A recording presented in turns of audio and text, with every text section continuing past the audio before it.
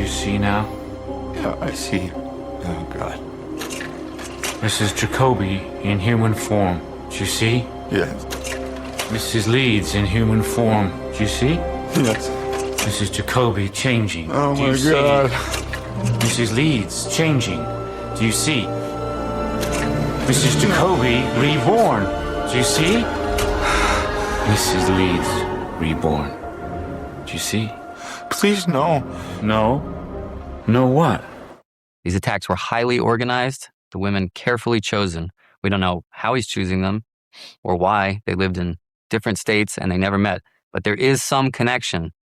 There's some common factor, and that's the key. Find out what that is, and we'll save lives. Because this one is going to go on and on until we get smart or we get lucky. He won't stop. Why not? Because it makes him God. Would you give that up? Hey, everybody, welcome back to another exciting episode of Sinister Frame and our continuation of the Silence of the Lambs, or the Lecter Library, as we're calling it, retrospective. Today we continue it with 2002's Red Dragon. Why make Red Dragon after watching Manhunter? I get why they remade it. I'll give them that. I get why. Now, of course, it's about money. You need to get off that. And it's going to be about money. But no, I can understand where they wanted to stick closer to the book. They said they wanted the title Red Dragon to be on there, so there's continuity within the franchise now. The rights are still with MGM. Orion went bankrupt. MGM still holds the rights, but Universal is the money gang now. So Universal is technically the distributor of this outing. Now, the problem I have with it is we won't jump into the whole thing. Like, we'll go scene by scene. Like, we talked about Manhunter, so it's pretty much going to be the same review we did for Manhunter, but obviously a different take, a different perspective. And that's the problem I have with it. Brett Ratner, this guy's not a good director. Never liked any of his work. Rush Hour franchise, he's big for. He did a movie called The Family Man, and he's no longer in the business because of the scandals. The scandals, 17 women, including Olivia Dunn and Natasha Henstridge during the X-Men shoot. He was not a very nice man. I'm not going to give you details of what I've read. Pretty creepy stuff. But again, I don't know the whole backstory. We weren't there, so I won't trample on this man's career. Well, I can. He's a terrible director. But what happened outside that box, I don't know. So I'm not going to sit there and do some gossip or something like that. But he's been banned pretty much from Warner Brothers and all major studios. He tried to make a comeback. This is funny as fuck. He directed the Melania, is that it? Yeah, the Melania film. He directed that. It got like 2 stars on IMDb. Rumor has he's trying to make a resurge. Don't see it happening. This kind of came up the same time with Bryan Singer, who also did the X-Men films and the great film Usual Suspects, and sadly a really good director. But unfortunately, all this Me Too movement came forward, and these people are being called out. And you know what? Good, rightfully so. So there you go. We won't go any further with that one. Yeah, I would say regarding the rights, there has always been a big confusion over the whole franchise. For example, with the TV series, they only had the rights to certain characters and novels, basically. So they could do basically the stories of Red Dragon and Hannibal, and also, I believe, Hannibal Rising, although they only reference like Misha, Hannibal's sister's sister, and stuff.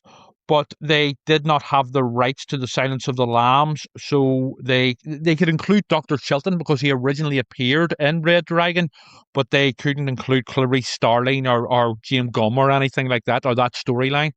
But they did all the rest, essentially.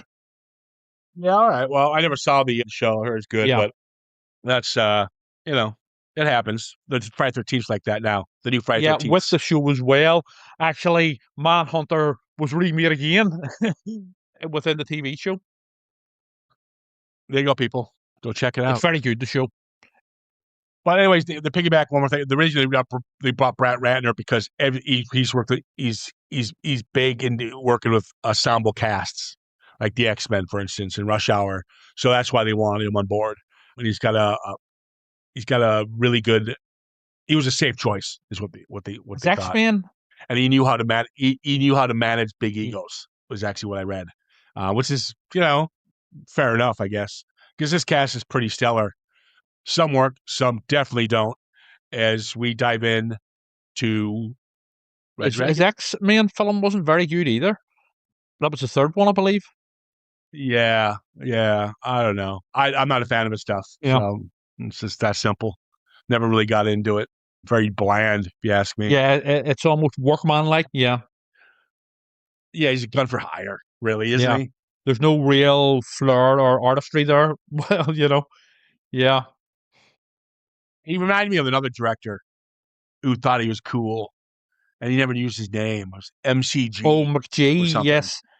Did he do those Charlie's Angels films or something? The ones with Drew Barrymore? Yeah. He's not a guy. He's not a guy who came and He went. did a Terminator film as well, the fourth one, I believe. Oh, I kind of like Salvation. I actually quite like that. Like Salvation. I think you're right. I thought that was pretty good. That had like a Road Warrior feel to it. Yeah, the Christian Bale one. Mm-hmm. Yeah. We talked about that. You guys can certainly listen to that in our Terminator retrospective. Shameless plug. Yep. Why not? I apologize for today's podcast. Douchebag here. You might know him as Trevor. That was a good one. And he's Karen, I'm very tired today, and my tummy hurts. And I'm like, fuck up. Are you going to be able to do this or not, you fucking pussy? Wow. And then he's like, ugh. And I'm like, okay, what's going on here? Turns out the ass clown is working on the new issue of Phantasmagoria magazine, the Lovecraft edition. Oh, yes. He's finally putting out a Lovecraft edition. I was waiting for the Lovecraftian. I was waiting for the Lovecraft. Oh, you have? Oh, yeah. We did one on the the Lovecraft Squad series of books by Stephen Jones a few years ago. So yes, we've done Lovecraft. There is so much of Lovecraft to get through. There is a lot of it. So this will be very different, but at the same time, tying in with Lovecraft. But yes, I've been working on that and pulling all-nighters. So boo-hoo me. I've been just wrecked over the weekend. But you know what? It'll all be worth it. So, and I'm still here. So stop your moaning. Stop your fucking moaning. Fuck off. And the issue is not going to be. We didn't know what was going to happen with it, but clearly, my 2 reviews are in there now. Yes. And now there's a light at the end of the tunnel because what Trevor saw in those glowing reviews, he's like, I get it. It inspired me. Yep. You're welcome. It inspired me to not feel well. Yep. It's a little gift from me to you. All right, we got Edward Norton as Will Graham, Anthony Hopkins as Dr. Hannibal Lecter, Ray Fiennes as Francis Dollarhide, Harvey Keitel as Drac Carford, Emily Watson as Reba McLean, Mary Louise Parker as Molly Graham, Philip Seymour Hoffman as Freddie Lowndes, and nice to see them, of course. Anthony Heald is back as Dr. Frederick Chilton, and a little cameo by our boy Frankie Fasson, who plays Barney. Barney the Orderly. Ray Fiennes is okay. Anthony Hopkins is fine. Harvey Keitel, I bitch about Scott Glenn not coming back for Hannibal, or at least having a part in it. I like Harvey Keitel a lot, and he's always the go-to. We need that guy, the cleaner guy. We need that guy. Yeah, we need Call the Wolf if you need a really cool, what's that guy? Senior agent guy. You know what though? I like him. I like Harvey Keitel. Just didn't like him in this. I thought he was very bland. Dennis Farina brought a little character to it, and Scott Glenn brought a little old school with it. And he doesn't really bring anything here for the Crawford character. And again, as you listen to this retrospective, I like the Crawford character. So we really only get Crawford twice, really. Apparently, because he's just a gun for hire in this one. Apparently, yeah, like most of them. Apparently, Scott Glenn was offered to reprise the role for this film, but he refused for 2 reasons. This is going by what I read. The first reason was that he felt he had aged too much to play a younger version of the character, but also that all the stuff within the Silence of the Lambs, basically the storyline, nothing that went on set, was just too disturbing. So he gave it a pass. That's too bad Scott Glenn didn't come back. I get good on him. He did it for artistic reasons. That's cool. I always respect an actor for doing that. It's too bad though, because I love the character and I like Scott Glenn. So is what it is, I guess. Yeah. Who does work for me? Philip Seymour Hoffman. He's good in anything he did, He's about especially the as a only one. supporting role. The problem lays with one person.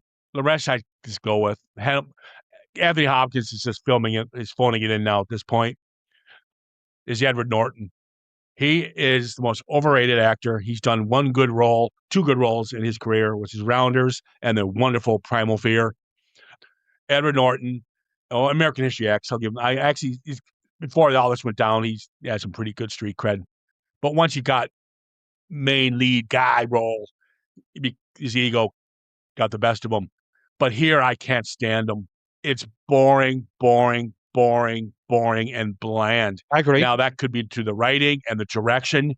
There is nothing. William Peterson played it dead straight, and you actually and much better and subtle. You actually thought he was a profiler. I thought he was a profiler. Yeah, I agree. And this, I saw a big name movie star.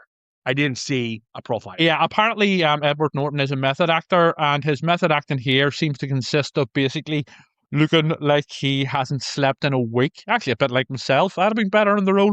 But yeah, here he feels like he just walks about looking tired, and that is it. There is no real depth or nuance or subtlety to the character as we got with Peterson. Also, I would say as well, and I'm a fan of Ralph Fiennes. I feel here he is totally miscast. Ralph Fiennes is a leading man. He is completely unsuited to a role such as, the Tooth Fairy, Francis Dollarhide. He's way too handsome. That's the problem. There is no way someone like anyone, whether they're mentally ill or not, or like Ralph Fiennes, would be considered ugly, which is what the character is supposed to be. But I also feel his performance is one of the worst I've seen him in. And I'm a fan of Ralph Fiennes. I like him a lot, but I feel he was completely miscast here. Way too handsome to play such a character. Well, he was a hot item from, I think, The English Patient. Yes. I think might have come out a couple of years before this. Schindler's List as well. And I mean, to be honest with you, I was off the roll. But everyone said I was too handsome. Well, there you go. There you go. So there you go. That makes a lot of sense. Yeah. We agree on that then. Yeah. No, he completely miscast. No. I would say, though, that overall this film does stick closer to the book. By the way, did you notice who's playing the voice of the grandmother when it goes a bit psycho? Yeah, no. Ellen Burstyn. Oh, okay. Yeah. That's another thing. All these actors, Emily Watson was the flavor of the week. She just did a really great movie called The Boxer with Daniel Day-Lewis. Mary Louise Parker was a huge up-and-comer. I think Weeds was pretty popular then. Philip Seymour Hoffman, we know his story. Yes. Obviously, Anthony Heald and Frankie Faison. Harvey Keitel as a get. It was all, with the other one, where Silence of the Lambs, Christ, even Hannibal didn't have this all-star cast. What the fuck is this? Is this like the Justice League of actors that we have this? You needed some fresh faces. William Peterson didn't act. He didn't act. Wasn't a starring lead. He wasn't. He wasn't a big name. Big outing. Yeah. I can't remember if To Live and Die. I think To Live and Die in LA did come out first, but around the same time. Yeah. But that's what works better. You need somebody who doesn't have a face to play this role. Because here's the situation. When William Peterson played it, he played it just like Norton's doing it, believe it or not. Very very quiet, reserved. But the reason Peterson is playing it that way is because that's the character. Because the character is wounded. He doesn't want to do this. He doesn't want to come back. He's scared and frightened, and it shows. This one, he's if he's trying to do the same thing, he's not doing it well. I just feel like he just doesn't want to be there. That's what I got from his portrayal. Yeah. I mean, he just there is a lack of depth to the performance. As an audience member, that you also have a lack of sympathy for the character. Where with Peterson, your heart was breaking for him. You knew this guy was tormented and traumatized, and you felt for him. With Norton, he's just irritating. I also found the character of Reba here, played by Emily Watson, to be much less sympathetic and just plain annoying and kind of smug as well, and irritating.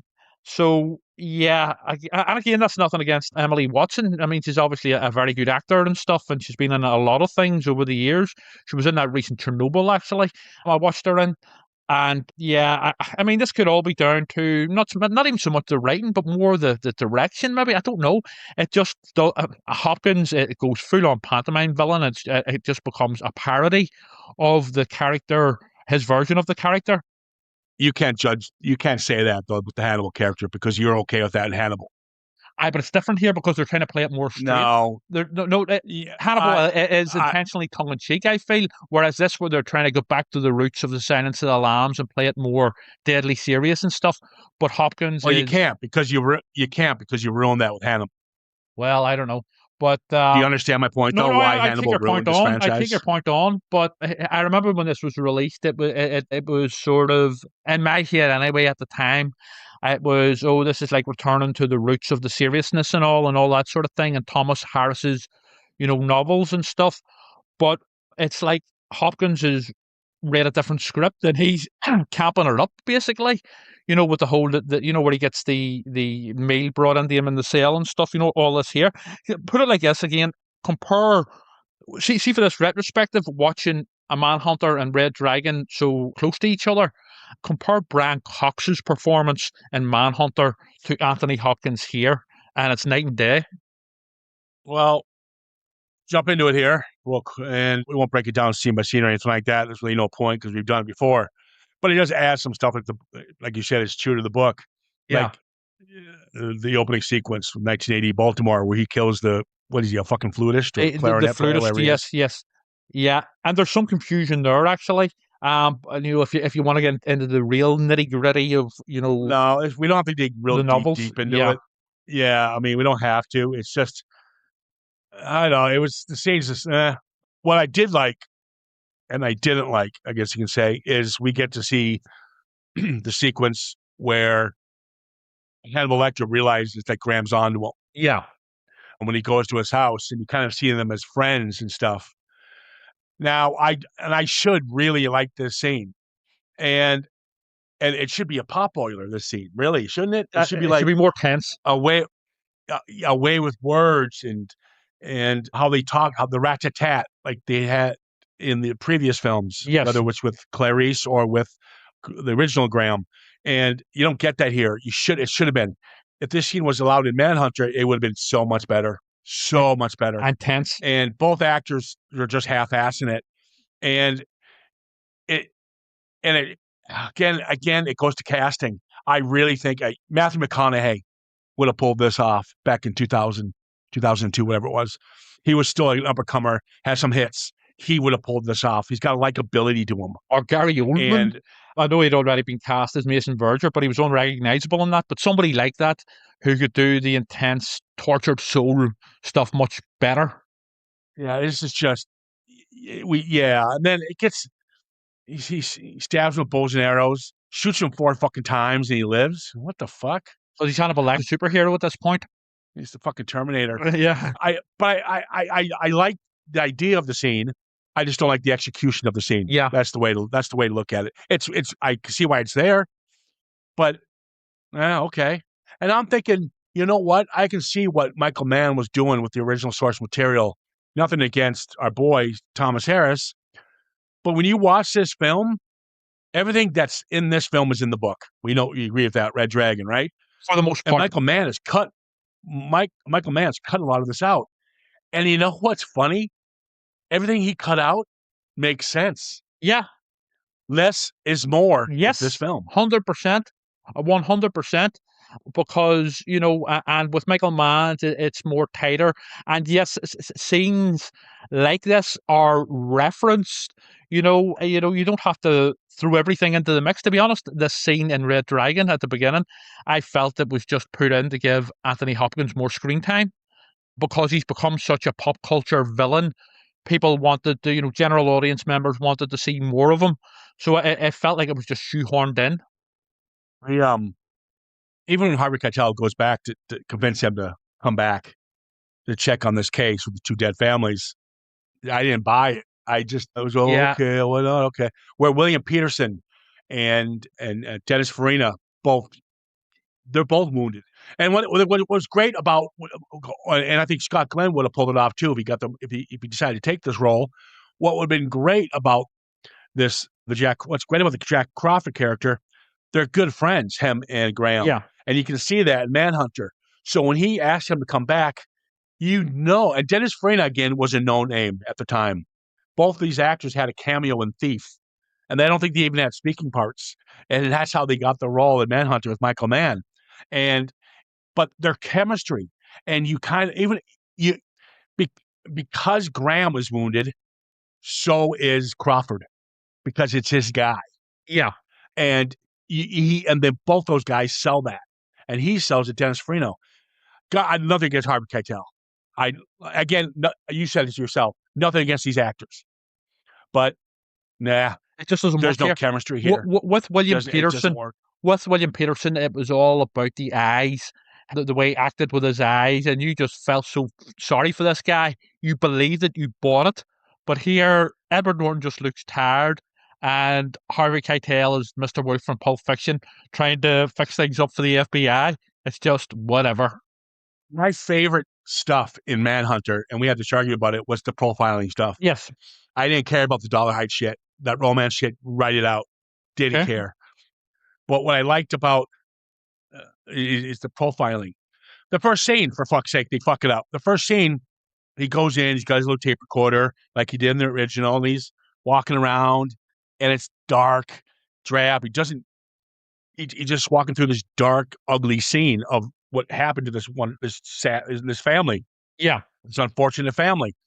And William Peterson just fucking sold it. Nails it. And how he breaks down each scene, and then how he thinks about the talcum powder, which is different in the book. But I like the fucking Michael Mann version better, and how he discovers the talcum powder thing.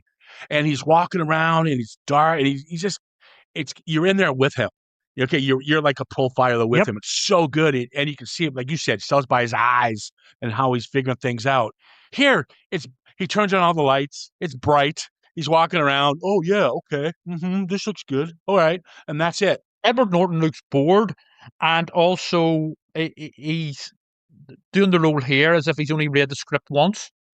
It's just, it's comparing night and day between the two. Yeah. Yeah.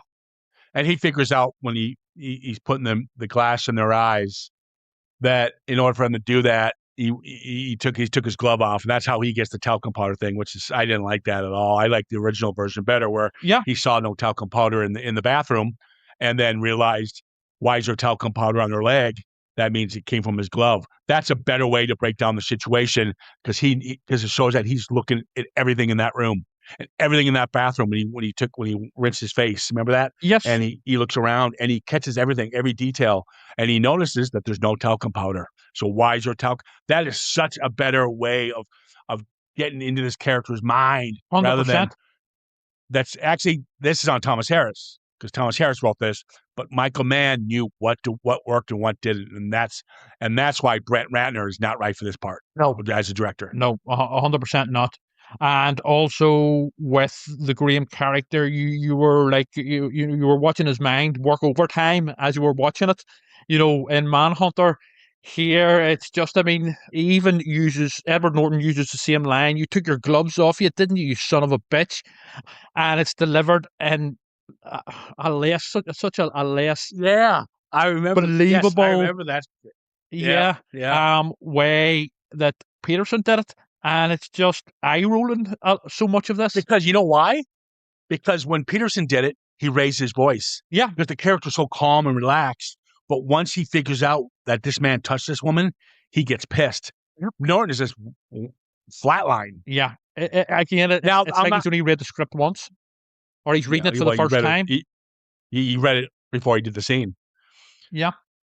I do like some stuff in it. I'm not going to tear it apart, because it's a well Hollywood produced version of a serial killer movie. Not a good Thomas Harris adaptation, but a good Hollywood, bone collector kind of film. It's almost like stereotypical Hollywood, Yeah, and that shouldn't be. But again, so is Hannibal. So I can't this is the direction we're going to go, because Hannibal, what to me, I stuck by my guns, was a train wreck, and this is why. This is what happens. It snowballs into this. But there's some really nice lines, and I'm sure they're in the book, where he's talking to all the FBI guys or the cops or whatever he's talking to them, and one of the women cops says, "He's never going to stop. This man is going to kill and kill again." And she asks, "Why not?" Because it makes him God. Yes. And then he says, "Would you stop?" Yeah. Because that's the ultimate feeling, isn't it? Oh yeah. To feel the ultimate power. Well, that's what they say. I love that line. These serial killers, a lot of the sort of the complexities of their mindset is down to basically this God complex, essentially, where they're playing God and that sort of thing. That's why apparently a lot of real life serial killers would, not all obviously, would have some sort of medical background, like Dr. Shipman and people like that, because there is a certain God complex with even being a doctor or a surgeon or whatever. So apparently you would get a lot of psychopaths within the medical industry. Yeah, I suppose. Yeah. Well, Shipman was the famous one. Getting deep and dark over here, are you? Oh yeah, well I'm like Will Graham, I'm the profiler. No, you're not. No, you're definitely Dollarhide, you sick fuck. Well, no, I'm Will Graham, and then I'm a fucking tortured soul listening to your shite, but So Philip Seymour Hoffman's good. I like him in this. He's all right, but he's not as good as Stephen Lang.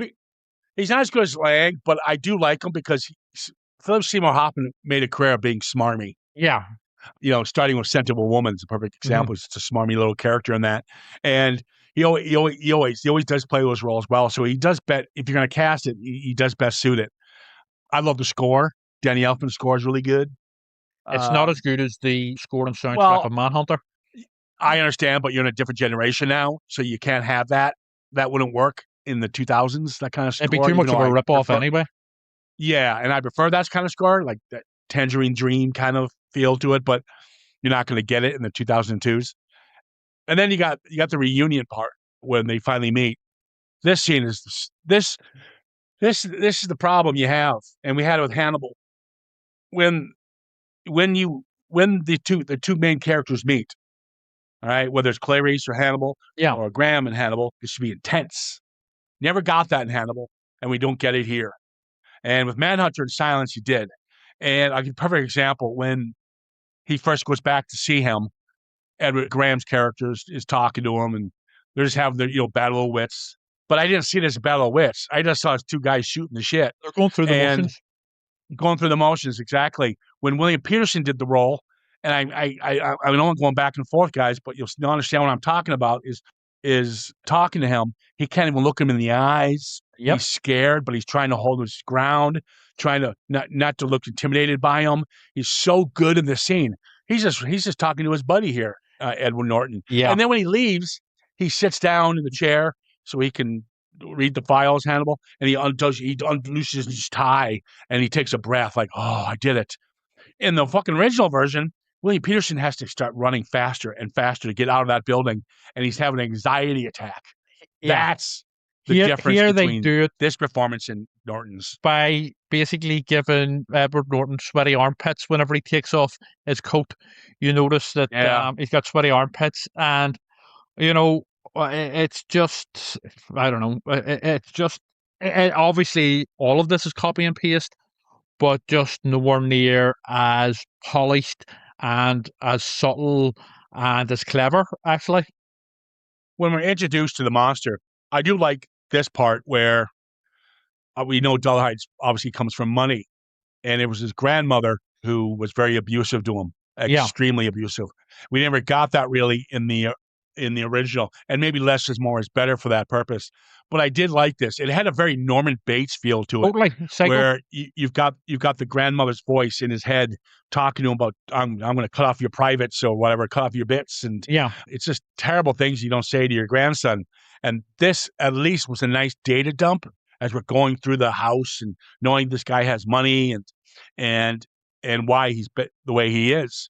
It gave us it humanized him a little bit, which we never got from Manhunter. So I do like that they kept that in there, and I'm surprised that Michael Mann did keep that in there himself. Well, I think that it is in Manhunter 100%, mainly down to Noonan's performance, but also, again, it's more subtle suggestions and stuff with Michael Mann's version, whereas here it's in your face, and they go down the psycho route, which, yes, is in the book, but obviously not as yeah. I don't think the psycho elements are well, they are in the book, but it's just here it's a bit too in your face.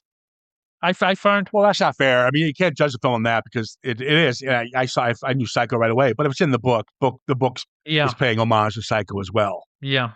And Tormented Soul, like Norman Bates, is having his mom in his head, understandably so. He would do the same. That's Well, Thomas it's Harris like will almost tell you that is even Hannibal that Lecter points it out where it's almost like him and Will Graham, Dollarhide and Graham are almost two sides of the same coin in that they're both tormented souls type thing.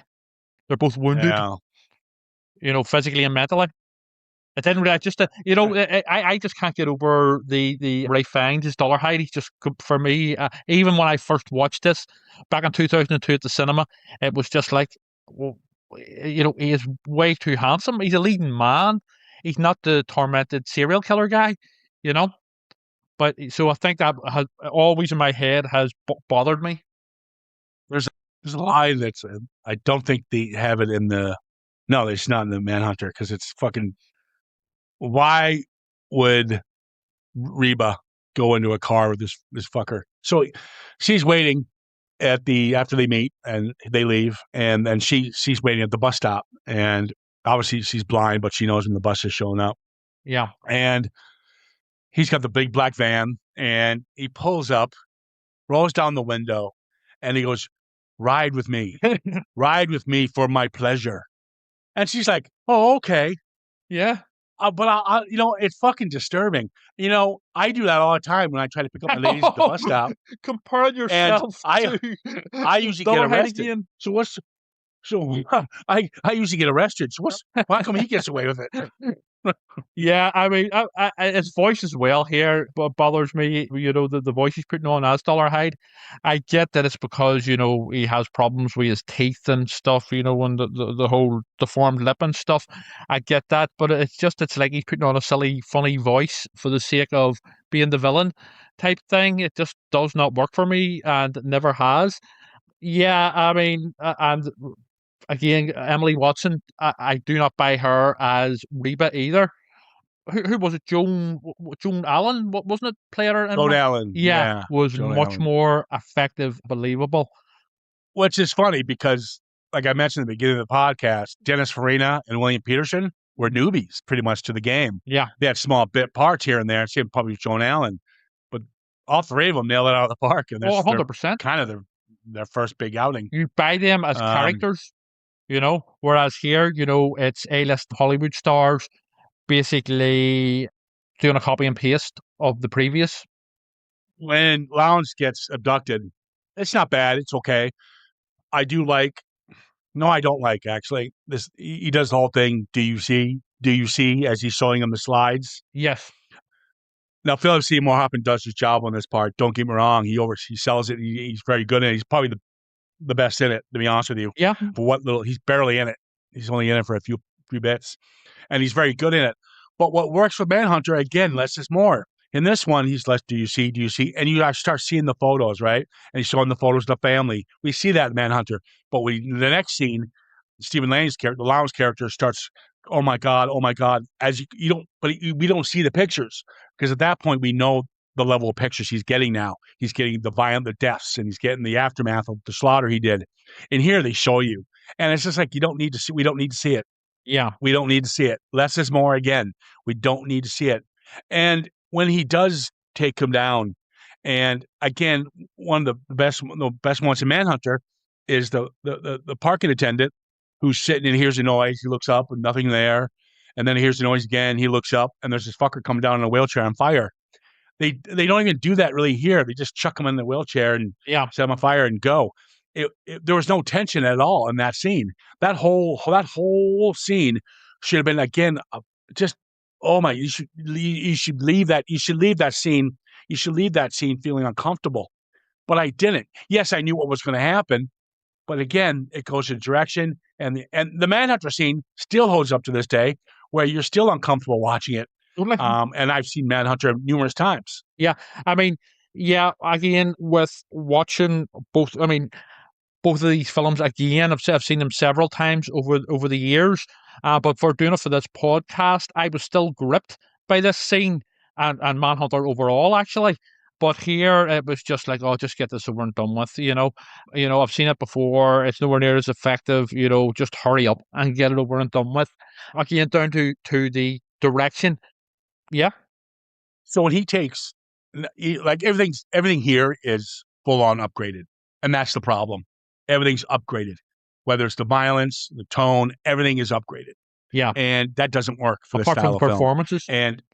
And so, like the scene where she's watching they're at the house watching the videos. He's watching the videos of he's with Reba, and he's watching the videos of the family he killed, and she's like, yeah, and she like grabs his cock, and then he starts getting a Hummer from her. Yeah, it's like, fuck, they go all out here where they kind of cut away. It's more subtle. Well, in Manhunter, and again, you can't help comparing the two, especially just watching them, together so recently. But in Manhunter, it is done much more subtly and quietly, I would say. And then she kisses him. Here, they decide to go for a blowjob, at a cockfield. It's like, fucking, again, less is more. She probably hasn't had yum yum time in a while. Well, that's fair enough, but it was much better portrayed in Manhunter, So, since we're talking about their yum yum time, yes, when he's all kind of in a good mood, he's waiting for her at her house, and he sees Ralph bringing her home. Yes, in Manhunter, Brett from Pulp Fiction here. Yeah, check out the big brain on bread. Jeez. Frank Wally is the name of the actor. Yes. We made a mistake. I thought I was right, but I watched the scene again. She's not sleeping around on him. He's just seeing what he thinks he's seeing, and that's deliberately shown in Manhunter when I rewatched it. So we were wrong there. She's not playing around on him. He just saw that. He didn't see it as anything else. And it's portrayed like this in this film too, where he was just giving her a ride home. He gives her a kiss on the cheek goodnight. He's actually being very much of a gentleman. But Dollarhide doesn't see that because of he's batshit crazy. Yeah. So that puts a little more favor in her. You don't want her to get it anyway, but it puts her in a better light than what I thought we got from Manhunter. To be honest, but I would have to reread the book. It's been a while to sort of know exactly what's going on with Reba in terms of her and this other guy at the work. So yeah, I'll take your word for it. I'm sticking by it. Okay, I will take your word for it. No, I think Red Dragon is right. I think the book it would be what we're saying. Well, I would have to read it again. If you watch Manhunter again, it's blatantly a dream sequence that he's looking at, is what he's seeing and what's really happening. That it's even given this glow, like Star Trek glow, as this romance scene bundle. That's what he's seeing. He's not seeing it's just an innocent have a good night moment. Yeah, but again, I would have to read the book again. But fair enough. It doesn't make any sense. I mean, hey, let's make the blind girl a tramp. Well, I mean, I was wondering that. My defense of her on the Manhunter podcast was that just because she's blind doesn't mean she can't go out and shag who she wants, which I'll stand by. But at the same time, I would have to double check the book, but because it's been a while. So fair enough, I will give you the benefit of the doubt. Well, I can't see both movies doing that. I don't know. Getting it right. I must have been watching it. Just say you're wrong and fuck off. No. But hey, watching it. I'll tell you what. Trevor gave you guys all a very important message. What's that? If you take anything from this podcast, whether you like this movie or whether you like us, whatever you take from this podcast, at least you can take this away. Hey, if you're blind, you can shag as much as you want. There you go. Yeah. Thank you, Trevor. That's the moral of the story. Right. That's a good lesson to go forward into your lives. But no, my reading of it on watching Red Dragon here again was that they changed it basically from Manhunter, but I could be wrong, and I will admit when I'm wrong. But yeah, that was I watched both of them back to back. They're not. Okay. They're right. Well, I would have to. He only sees it. It would be You interesting. don't have to look it up. You don't have to read it. They both do it. We're having this conversation. It's literally, and I watched Manhunter. I feel stupid because it's blatantly a dream that he's seeing. He's seeing a delusion of what was really being portrayed. Oh, you don't have to go on to it anymore. Trevor doesn't, he's in his own little. Trevor's a lot like Dollarhide, just in his own little fucking world, and he sees things completely from a different perspective. Well, Normal people do. This is the guy that in the Manhunter podcast compared his own self to Dollarhide during the scene where Dollarhide is getting his rocks off, looking at the videos of his own victims. So we'll leave it at that. No, you can't leave it at that because that's not what I said. It is. I did not. I said this happens to all the time with my ladies. Right. I never say anything. I'm watching video of people I killed. You sicko. I'll be watching like Die Hard or something cool. Oh, so you get your rocks off at like right. So you're finally admitting getting your rocks off at like explosions and killings and films, right? Yeah, I'll give you that one. Right. Well, we all knew that anyway. Yeah, stay the month. Exactly. That's like porn to Kieran. Fucking right. You give me an explosion, I'm good. Yeah. Well, you finally admitted it. That's good. It's part of the therapy. What do you fucking think of the new ending? Well, the original ending, I guess you could say. Yeah. The fake. Now, I like the fact he lets her live, and he kills himself. He blows his head off, but he doesn't. Clearly, he didn't. Yeah. It's Rel's body. Yeah, it's Brett from Pulp Fiction. Yeah, I thought it was a bit the execution of it. Also, here's another thing that bothers me about this. It goes back to the less is more. The script is so explicit and telling the audience what's happening. We're not stupid. Like the scene earlier on where she first goes to Dollarhide's house and she counts the steps to a certain part of the house and stuff. Oh, that's not going to come into play later on. And it does, obviously, when she's escaping from the fire. But here, it was a bit too it was a bit too quickly done. I mean, how was he able to get the body and all just in that position and stuff? It's convoluted. The body will probably still be there. He could have it all pre-set up because he's blind. I mean, I know I give a pass to Hannibal Lecter escaping in The Silence of the Lambs and stuff. It's something similar here, but just not as believable because he's not Hannibal Lecter. He's not this award-winning top surgeon. I don't know about award-winning, but he was like, he's like a maverick surgeon, Hannibal Lecter. Whereas here, it's a bit too convenient, a lot of it, for me. I'm okay. Oh, kind of. Believe it or not, Thomas Jefferson wasn't wrong with this original ending where he fakes the death and then because he's going to show up and go after his family. I have to read the book again. I like that. I'm okay with it because that whole time, the letter to Hannibal, what's his address? What's Will's address? He's going to have to pay his dues to Hannibal for helping him. So Dollarhide's got to pay his dues to Hannibal, to kill Will and his family. So I'm okay with that. It kind of goes along with where the film was going. And I am okay with it. I thought the ending was okay. I like the fact. Too Hollywoodized for me. It's the book. It's not Hollywoodized. It is the book. It's what happens in the book. But there's a moment where Dollarhide has got his kid. He got his kid. He's got the piece of glass on the kid's face. Yes. And Edward Norton just going, "You little fucker! I'm going to cut off your willy, you little fucker!" And he's trying to betray what the grandmother said to winding him up. Our boy Dollarhide. To wind him up, to make him feel sorry for the kid he's got hostage here. And again, any other actor probably could have pulled this out better. I didn't care. And with that being said, because it was so dead, it was so played off, so bland, which could have been a really intense scene, I rather have the William Peterson moment where he jumps through that glass to save the girl at the last minute, because that is a better resolve for him, I think. That is a better full circle moment that Will Graham needed to have for his character to move on in life. And that ending to me is better. I know you didn't like the Manhunter ending, but I'll tell you what, I like, again, going back to Michael Mann's decision to cut stuff from the book. that he just doesn't think worked.